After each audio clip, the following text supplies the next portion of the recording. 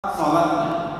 Tapi apabila ada seorang dai termasuk di kota Montan berdiri di atas mimbar menyampaikan dakwah tidak pakai songkok, sah dakwahnya, tapi sepertinya kurang pantas kelihatan. Maka itulah sebabnya hadirin yang dimuliakan Allah, kalau kita belajar fikih, ada namanya kaifiyah, ada namanya adab. Contoh, kaifiyatus salat, tata cara salat. Tapi ada juga adabus salat, etika salat.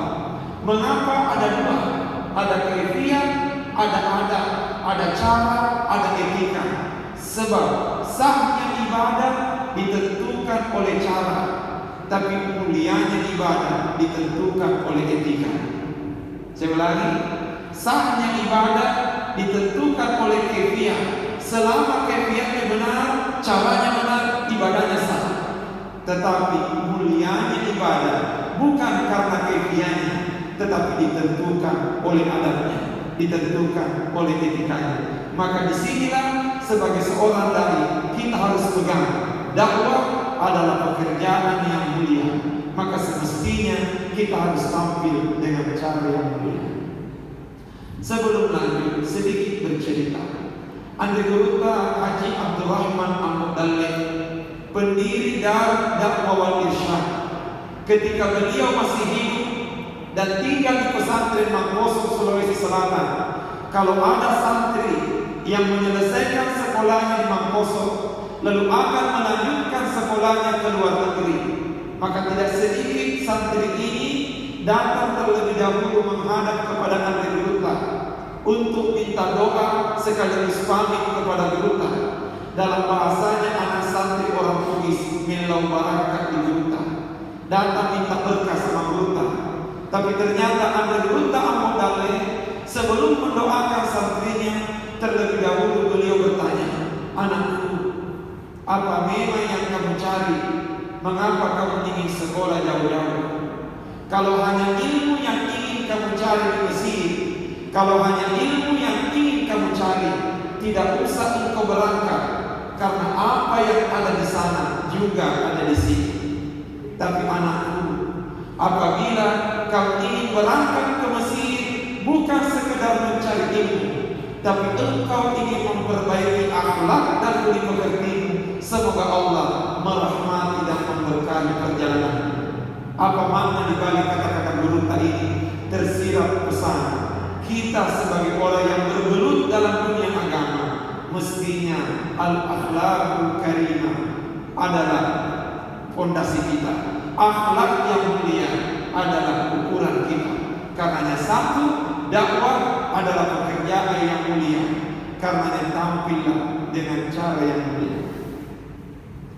Sedikit tambahan. Biasa saya ditanya sama guru di Mangkosong, pernahkah kamu mengikuti siaran keagamaan agama lain? Saya bilang biasa. Beliau bertanya, contohnya apa? Saya mengatakan biasa saya nonton TVRI ada siaran keagamaan Kristen, Hindu, Buddha. Lalu beliau bertanya, pernahkah kamu lihat pendeta-pendeta itu kalau berdakwah mereka melucu? Pernahkah membuat lucu-lucu sembarangan? Saya menjawab, saya tidak pernah melihat ada pendeta melucu kalau berdakwah. Lalu beliau mengatakan, tahukah kamu alasannya? Lalu saya menjawab, Allahu a'lam. Kata beliau, mengapa penganut agama lain, ulama-ulama agama lain selalu serius kalau bicara agama? Karena mereka menganggap agama itu serius, karenanya mesti disampaikan dengan cara yang serius. Sepertinya beda dengan ustaz-ustaz televisi kita ini. Semakin melucu, semakin tinggi ratingnya, sehingga tidak sedikit akan berdampak kepada masyarakat. Agama akan dianggap sebagai sebuah lucu. Oleh karenanya tidak salah ada humor dalam dakwah. Apatah lagi ini Daratista berkata, nyanyian tanpa goyangan bagaikan sayur tak bergaram.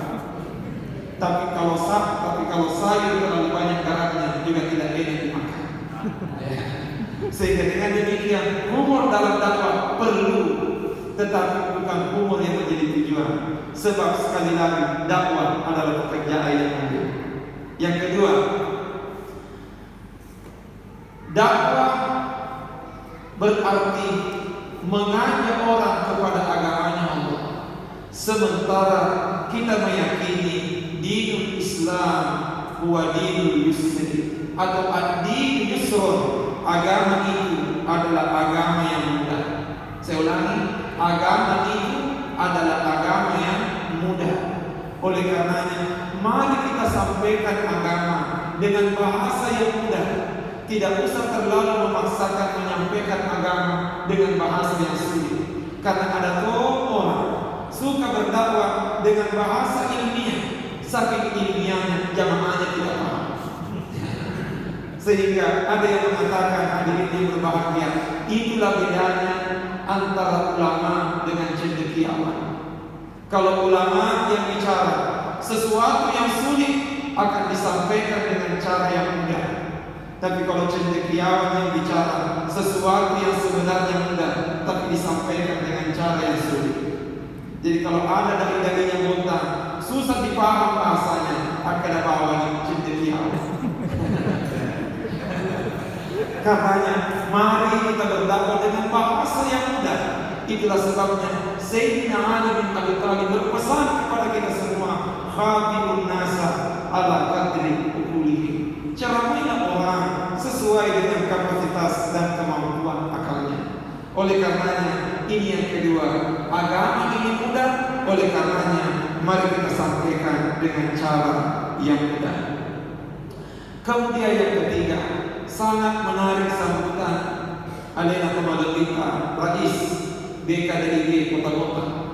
Karena tadi beliau mengawali dengan sebuah firman Allah, wa'tasimu bihablillahi jami'an wa la tafarraqu.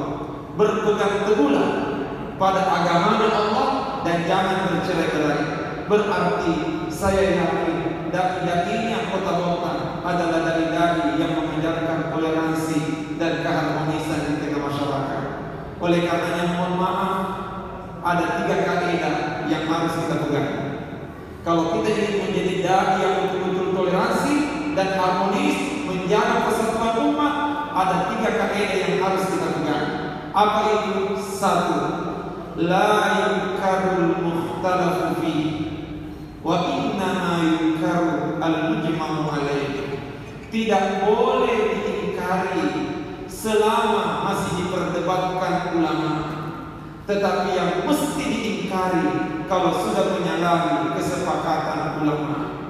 Saya ulangi, la yunkaru al-mukhtalafu fihi, tidak boleh diingkari selama masih diperdebatkan ulama. Kalau ada yang mengatakan begini, ada yang mengatakan begitu, silahkan tentukan pilihan.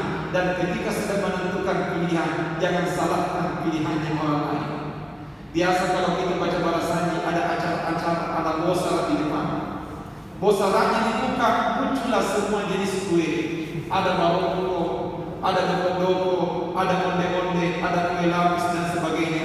Kalau kita memilih barongko, silahkan makan barongko itu dengan enak, tapi jangan pernah menghina onde-onde, karena yang ceramah sekarang suka makan onde-onde.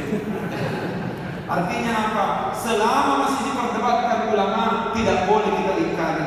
Tapi wa innama yunkaru al-mujma'u alaihi, yang wajib diingkari adalah yang menyalahi kesepakatan ulama. Saya kasih contoh, jabat tangan laki-laki dan perempuan. Sebagian mengatakan oke, sebagian mengatakan tidak oke. Tapi mohon maaf, ternyata persoalan jabat tangan ada 3 kelompok ulama.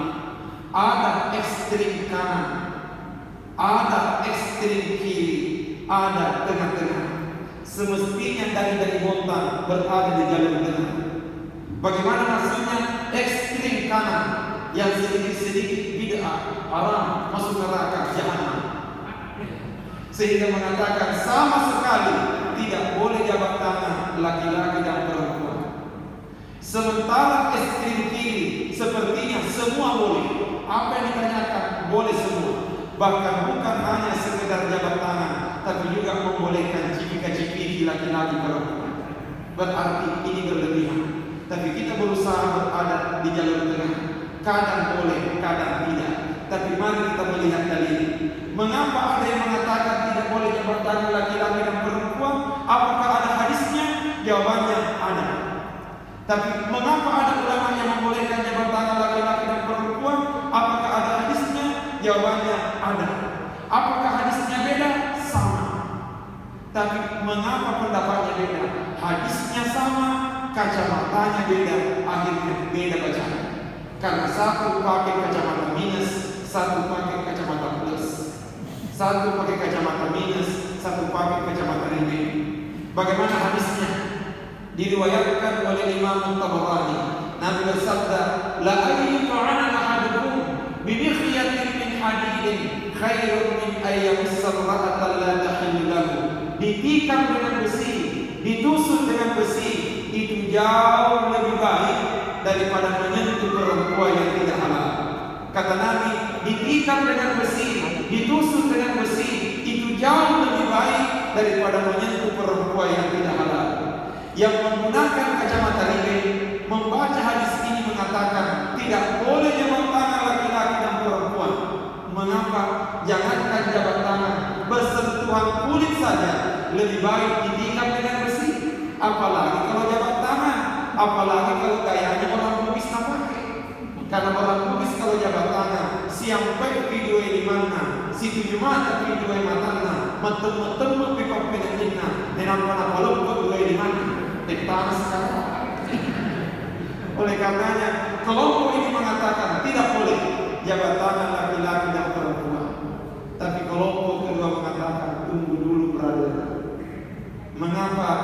Karena bahasa Al-Quran dan bahasa hadis ketika menggunakan kata menyentuh, apalagi menyentuh laki-laki dan perempuan, maka maknanya bukan sentuhan biasa, tapi maknanya adalah sentuhan luar biasa.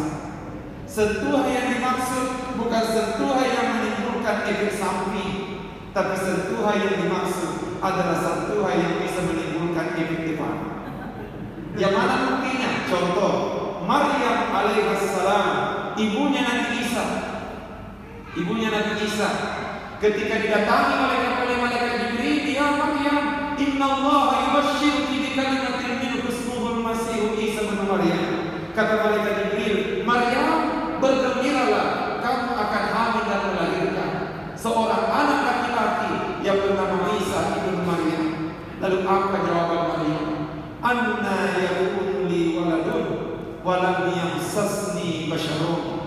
Bagaimana caranya saya bisa melahirkan anak padahal walam yamsasni basyarun, padahal saya tidak pernah disentuh oleh seorang laki-laki. Kata Maryam tidak pernah disentuh, maknanya bukan sentuhan biasa, tapi maknanya adalah sentuhan luar biasa. Oleh karenanya, ulama yang memahami seperti ini mengatakan boleh-boleh saja jabat tangan laki-laki dan perempuan selama jabat tangannya tidak menimbulkan fitnah dan tidak menimbulkan syahwat. Sehingga dengan demikian persoalan jabat tangan khilafiyah. Karena ini khilafiyah, silahkan tentukan pilihan, tapi jangan menyalahkan pilihannya orang lain. Pastinya jabat tangan diperdebatkan dan jabat tangan bukan tujuan. Saya ulangi, jabat tangan bukan tujuan, tapi jabat tangan hanya cara untuk sampai kepada tujuan. Pertanyaan, apa tujuannya? Tujuannya adalah mempererat silaturahim. Jabat tangan salah satu caranya. Oleh karenanya, perkuat silaturahim bisa dengan jabat tangan. Tapi kalau corona menghalangi jabat tangan, paling tidak saling mendoakan. Sama juga dengan siwak.